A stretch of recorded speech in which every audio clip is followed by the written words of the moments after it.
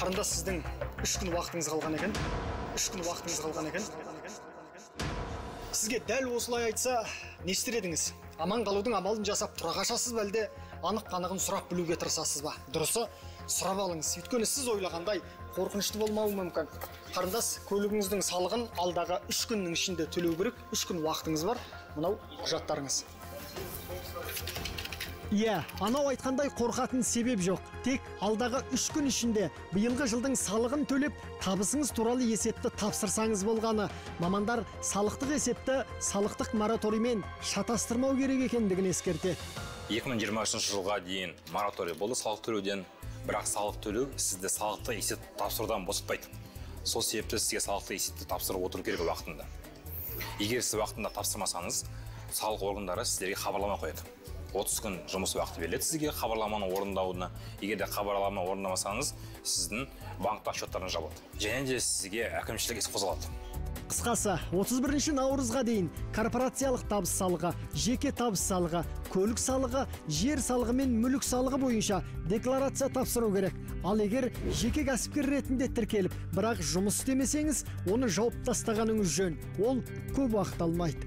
Егер сіз жеке кәсіпкер атқармайтын болсаңыздар, оны жабу өте оңай.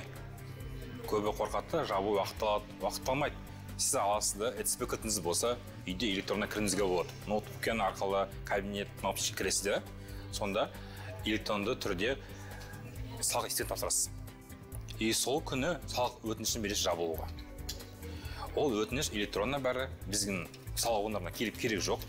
Үйде жіберіледі. Электронна онда көрініп тұрады. Қабылданғанын, атқарылған жұмыс.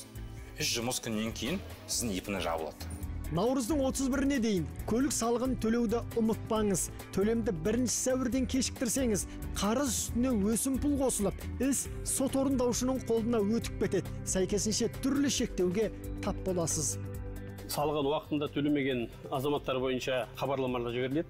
Ол хабарлама 30 күн ішінде орындамаса, сот тергеушілеріне беріледі. Сот тергеушілері бұл жерде олардың біріншіден банк счеттарын тоқтату арқылы қозғалыстарын тоқтатады, және көлік қозғалыстарын тоқтатылады.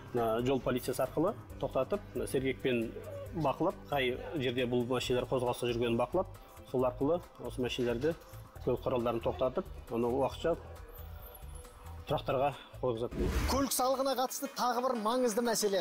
Бір басында 5-6 автокөлігі барлардың салығы жалпылама келеді. Мысалы, 600 мың теңге. Сіз әр көлігіңіздің салығы жеке-жеке қанша екенін білмей дал боласыз. Қазір осы төңіректе түрлі арыз шағымдар түсетін көрінеді. Мамандар бұл мәселенің алдағы уақытта реттелетіндігін айтып отыр.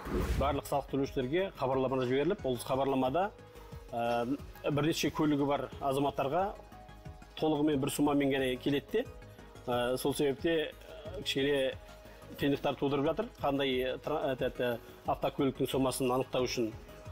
Қазіргі күнде бұны қазір қайтадан қарап, жұмыстар жүргізіліп жатыр. Келешекте бұл әр автокөліктің ВИН код арқылы жеке-жеке шығып тұратыны болатын жұмыс жасалып жатыр. Ол да болады таяу уақытта. Қарызыңызды е-салық азамат мобильді қосымшасы арқылы төлей аласыз. Онда барлық салық берешегін өтеуге мүмкіндік бар. Тіпті артық төленген қаражатты қайтарып алуға болады. Міне, осы қызметтердің барлығы телефон арқылы жүзеге асырылады.